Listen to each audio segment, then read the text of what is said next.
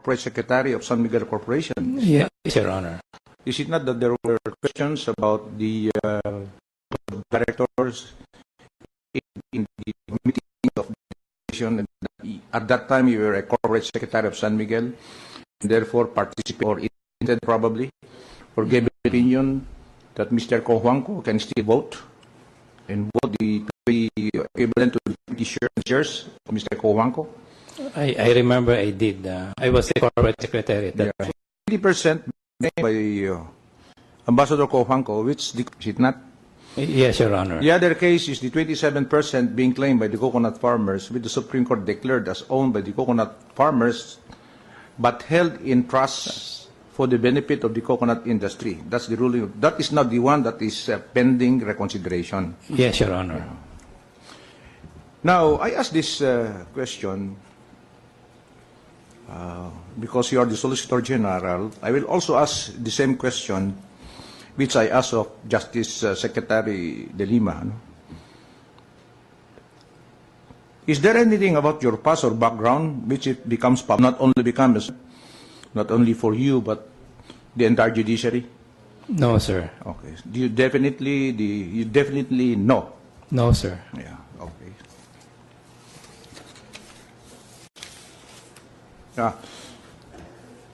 You were talking about allowances. What is your position so far as allowances being received by judges from the cities or provinces where they are assigned or stationed? No? You said that. Did you say you had no objection? Because that is one way of augmenting their income. If the income is given, I think as a whole, then perhaps there would be no conflict, Your Honor. As I said, I've been basing it with the experience we have at the OSG. Government agencies will give allowances, and they will give allowances to a task force, so-called, and we are now in the process of having a conversation with the ASGs that perhaps to avoid issues of conflict, if an agency wants to give to the OSG, it should be as a whole. But the situation is in the OSG is different, because in the OSG, you receive allowances from your clients, and that is allowed, I think, by the COA. But here, the members of the court or the lower courts, the judges from the lower courts receive allowance from the cities or provinces where they are assigned or stationed. So there may be a conflict of interest.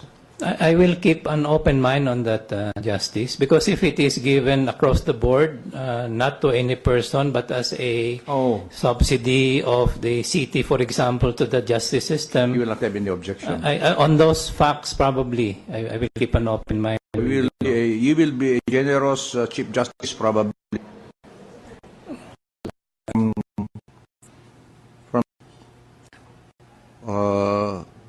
I do not know if this is true. You were appointed 2 weeks after the Supreme Court decided in favor of the coconut farmers. Is that true? You were appointed as Solicitor General. Probably the question should have been, you were appointed Solicitor General 2 weeks after the Supreme Court came out with a decision favoring Mr. Cojuangco. I think that's the question. That should be the question. I do not know the date. I took my oath as Solicitor General, Your Honor, February 10, and I think my appointment was signed 1 week before that. But you were not yet the Solicitor General. It was still Solicitor General Cadiz when the decision of the Supreme Court came out. I think that's correct, no? You cannot remember. I do not know, Your Honor. Yeah. Now, you agree that the judiciary is the weakest among the three branches of government? Yes, sir. That's the received wisdom. It's the weakest. In fact, the Supreme Court receives only, I think, less than 1%? Less than 1, I think. Of the national budget? Yes, Your Honor. If the Chief Justice, can you do something in order to increase the budget of the judiciary, the Supreme Court, and the judiciary as a whole?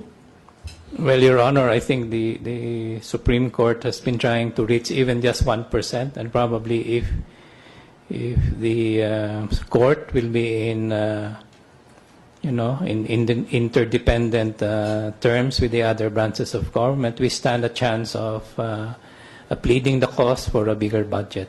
And what would be your proposals in order that the Supreme Court will be equal to that of the two other branches of government in terms of probably power or authority?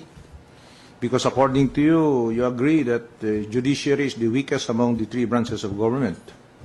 Well, I think, Your Honor, the Supreme Court should keep to its role, which is just to decide cases, to make decisions in case of actual cases and controversy, because it is important for the court to keep to its mandate. The court, as I said, does not make policy or does not execute laws, but it's very powerful in the sense, for example, that it protects individual rights. It is very powerful. It makes law being sensitive to women, being sensitive to gender.